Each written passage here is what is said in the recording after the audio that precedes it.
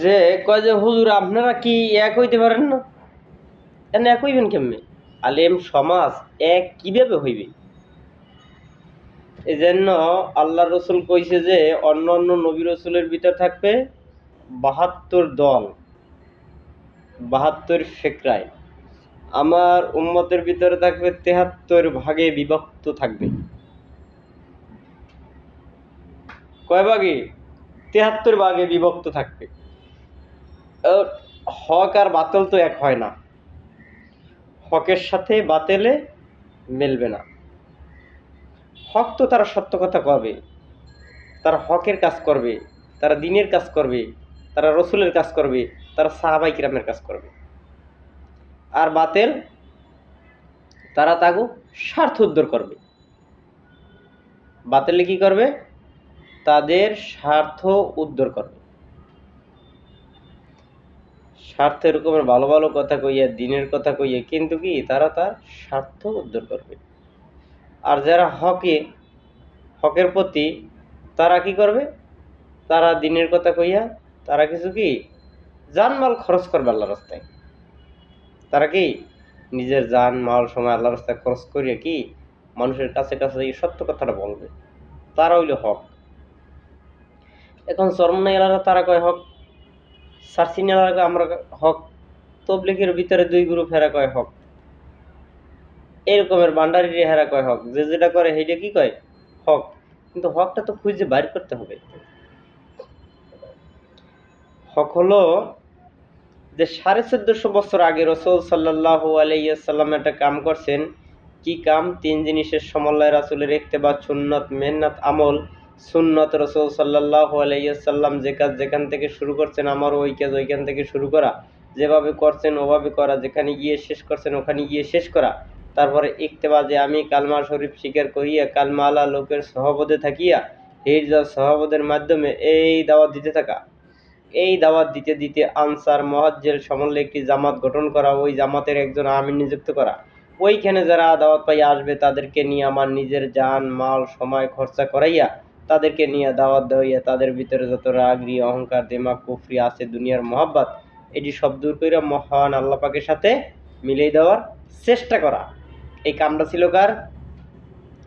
রসুল সাল্লাল্লাহু সাল্লামের সাহাবাই কেরামের। এখন নবী রসুল আসবে না, সাহাবাই কেরাম আর আসবে না। এই জিম্মাদারিটা কি আপনাকে আমাকে দিয়ে গেছে। এই রসুলের কাম যারা করে তারা হইছে হক। এই রসুলের কাম যারা করে তারা কি? তারা হইলে কি হক। এজন্য সাহাবাই কিরাম সব সারিয়ে চিন্তার মধ্যে আছে। নবী রসুল কলেমা বলছে সব ছাড়ছে, ছাড়তে ছাড়তে কি নিজে না খাই রয়েছে, নিজে কষ্ট কোরবানি উঠাইছে নিজের উপরে, অন্যের উপরে না। এখন আমরা কি নিজে চলি ভালো খাই ভালো, আমরা নিজের উপরে কষ্ট উঠাই না, কষ্ট উঠাই অন্যের উপরে। তারা হাদিয়ে তোফা খায় না, হাদিয়ে তোফা দিস। তারা কি হাদিয়ে তোফা খায় নাই, তারা হাদিয়ে তোফা দিয়েছে মানুষের। এই জন্য আর আমরা তো হাদিয়ে তোফা খাই, তাহলে তাদের সাথে কি মিলবে? হক কিভাবে মিলাইবেন? তো হকের সাথে কি মিলবে? এই জন্য যে আমাগো যে হক, এটা মিলেই তৈবে নবী রাসূলের সাথে, সাহাবাই কেরামের সাথে। তাদের সাথে যদি মিল থাকে তাহলে বুঝবেন যে না ঠিক আছে। আর মিল যদি না থাকে, সে হাফেজ সাহেব হোক, মুফতি সাহেব হোক, কারি সাহেব হোক, মুহাদ্দিস সাহেব হোক, যেই সাহেব হোক, কিন্তু তার ভিতরে যদি এই সব গুণ না থাকে, নবী রাসূলের গুণ, সাহাবাই কেরামের গুণ, তাহলে চলবে না, বাত এটা। তাহলে মনে করবেন যে এইটা আবু জাহেলের বংশধর। কি মনে করবেন? এটা আবু জাহেল মার্কা লোক। এই জন্য আবু জাহেলের পরিচয় জানতে হইবে, যে আবু জাহেলের পরিচয় কি, অবস্থানটা কি। আর রসুল সাল্লাল্লাহু আলাইহি সাল্লামেরও পরিচয় জানতে হবে, তার জিন্দিগির হিসাব নিকাশ জানতে হবে, বুঝতে হবে, মিলাইতে হবে। তাহলে আপনারা বুঝতে পারবেন কোনটা হক, কোনটা বেহক, কোনটা দিন, কোনটা বদ দিন, তাছাড়া কি বুঝতে পারবেন না।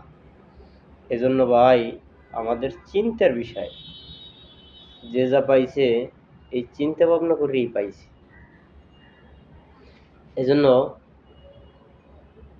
যারা বেহাত তারা হইলে লুবি থাকে বেশিরভাগ। বেশিরভাগ কি লুবি, দুনিয়ার মহব্বত, দুনিয়াটা লাগে তাদের। তাদের কি দুনিয়াটা লাগে। আর নবী রাসূলের যারা কাম করে তারা দুনিয়াটা লাগে না, তাকে কি লাগে, তারা লাগে আখিরাত, আল্লাহ পাকের লাগে। এজন্য তারা নিজেরাও হালাল রুজি করে খাইছে, মানুষকে হালাল রুজি খাওয়ার সৎ পরামর্শ দিচ্ছে। কারণ কি নিজেরাও ঠিক হয়ে গেছে, মানুষও ঠিক হওয়ার ফিকির করছে। কারণ আমরা ফিকির করি সমস্ত বনি আদম যারা গেছে, আছে, আইবে, যারা আছে তাদেরকে আল্লাহ পাক হেদায়েত দিয়ে দেও, কালমা নসিব করে দেও। আর যারা চলে গেছে দুনিয়া থেকে তাদেরকে আল্লাহ পাক কি জান্নাত দিয়ে দেও। এই ফিকির করতে হবে। কারণ আমরা খালি নিজের চিন্তা লেগে আমার না। যে ব্যক্তি নিজের চিন্তা করে সে কি কোনো মানুষের মধ্যে পড়ে না। যে সংসার নিয়ে চিন্তা হইলে সে হলো অর্ধেক মানুষ, যে সারা পৃথিবীর মানুষ নিয়ে চিন্তা করে সে হইলে ফুল মানুষ। আল্লাহ পাক বলছে কি মানুষের মতন মানুষ হইয়া 1 সেকেন্ড বাঁচো, 1 ঘন্টা বাঁচো, লাভ আছে। অমানুষ হইয়া 1000 বছর বাঁচলেও কোনো লাভ নাই।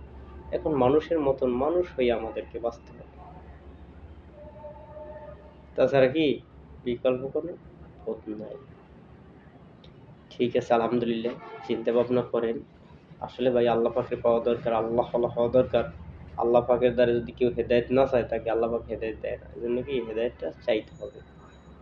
ঠিক আছে, আলহামদুলিল্লাহ। আসসালামু আলাইকুম ওয়া রাহমাতুল্লাহি ওয়া বারাকাতুহু।